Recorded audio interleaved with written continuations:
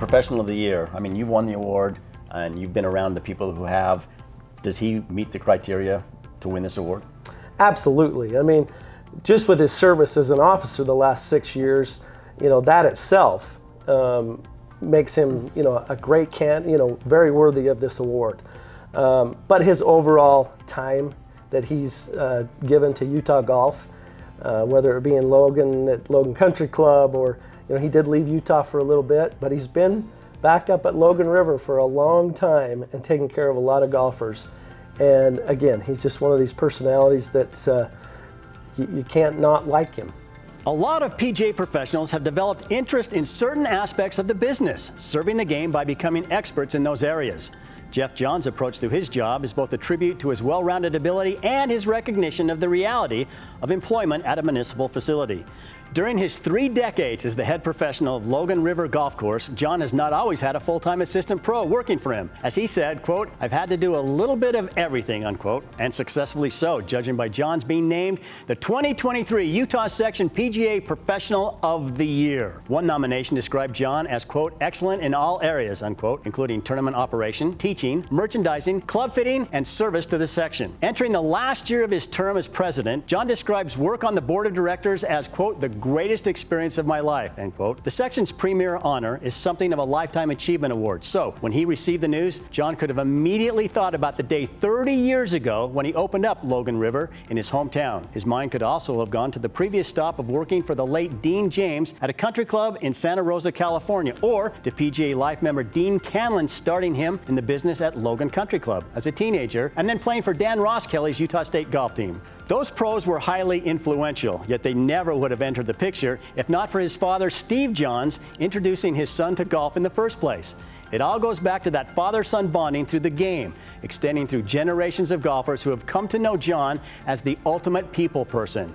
And as thoughts of retirement cross his mind at the age of 60, John knows what he'll miss most about the profession, more accurately, who he will miss. "I love interacting with people," he said. That's why Logan River regulars are known to stop by the pro shop even on days when they're not playing.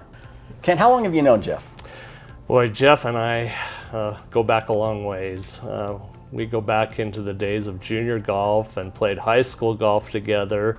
So let's see if I'm doing the math. It's 45 years. Probably, or more. Who was a better player in high school? Oh, Jeff. Yeah. I think Jeff was a better player than I was.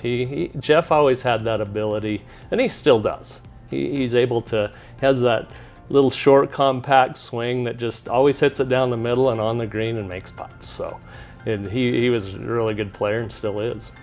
You look at someone like Jeff who is kind of off the beaten track. I mean, up in Logan, so he's not on the Wasatch Front, so a lot of the golfers here don't necessarily know who he is. If you had to say, someone said, "What is Jeff Johns like? Tell me about him." Jeff's just a lot of fun, period. He's not afraid to work, he's not afraid, but he always has a good time doing it. I've said that for years. One of the things that's been a highlight of my career is, for the most part, I always felt like I was getting paid to go play. And I think Jeff's in that same boat. He enjoys what he does. He likes giving back. He likes seeing people succeed at this game. That's what it's all about. I mean, we want to make people better. We want to make sure they have a good time. They don't come out to the golf course to have a bad time. Their swings take care of that. We want to provide them with a good time.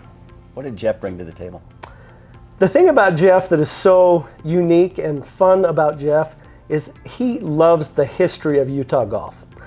Every time we go to a different golf course or a different event or see different golf professionals, he's always got a story of, do you remember back when we were junior golfers, we did this, or whatever the situation is. He always is about the history, and he just remembers all of those things. I mean, he'll bring up things, I'll be like, yeah, I remember that event.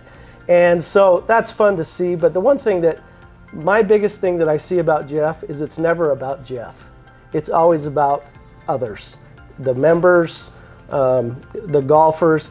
He's always asking those questions about the other people. He wants to make sure that they're taken care of, and it's never about him. And that's been the thing that I've loved the most about Jeff, and it's a very good quality in his personality.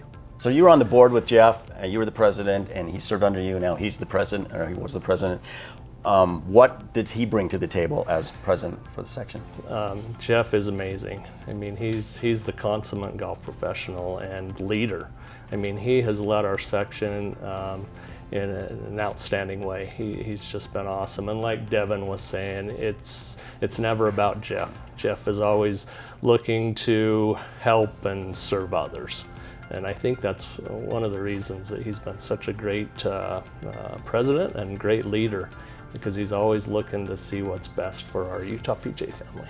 Craig, you're warming up in the bullpen. You'll be following Jeff as vice president right now. What have you learned watching him? First thing I learned is I got to practice my pitch for the Bees game. He one hopped that I want to get it to home plate. Nice. No, Jeff's been great to follow. I've known Jeff. I met Jeff in 1980 at Utah State. He was just a young kid when I was up there playing golf. We've been friends for a long time. We've really got close since we've been on the board together. His wife and my wife are like sisters from another mother. So we travel with him, we do some stuff with him, we have a great time. Jeff's strongest attribute is that he cares. He's in 100%, and that's been a great thing for me. People ask me why I do this all the time. I do it because I want to give back, and that's why Jeff does it too. In that position, it would seem like, you know, you're always going to have people, you know, maybe mad at you because they want you to do this, they want you to do that, and you're trying to please everybody. And you've got to be able to, you know, placate a lot of people in that position. Is he able to do that? He's done great with that, and I think he's so likable that, you know, even if somebody is upset, it's hard to get too mad at Jeff because he's just got this, you know, soft-spoken personality, and you know, he's a listener. And you're in the business. You've been in the business a long time. You've got to know a lot of different people, friends with a lot of professionals in the state. Everybody has different attributes, different assets. What are some of Jeff's? I think Jeff is an old school golf pro. And I don't want to box him in by saying that, because in this day and age, we've all had to learn to adapt, and he adapts very well. We learned, one of the mentors that Jeff had was a guy by the name of Dean James. He and Sonny worked together. So our paths have kind of mirrored each other. We worked for guys that were in the business a long time and had a lot of knowledge, and we were able to pick and glean. And Jeff has no weaknesses. He's, like I say, Kent said he was a consummate golf pro. I would have to agree. He does it all, and he did it all for a long time without an assistant, which, I mean, he had a lot of part-time help, but he didn't have a full-time assistant. And to do what he's been able to do at Logan River over the years, where he's just barely been able to get a full-time assistant, it's awesome. Jeff,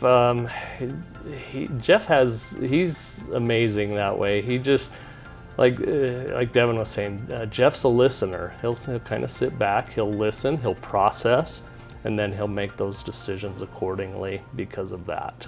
You know, he's a good thinker, and I've always admired that about Jeff. It's never really those snap decisions, but he processes and thinks about it and then makes the right decision.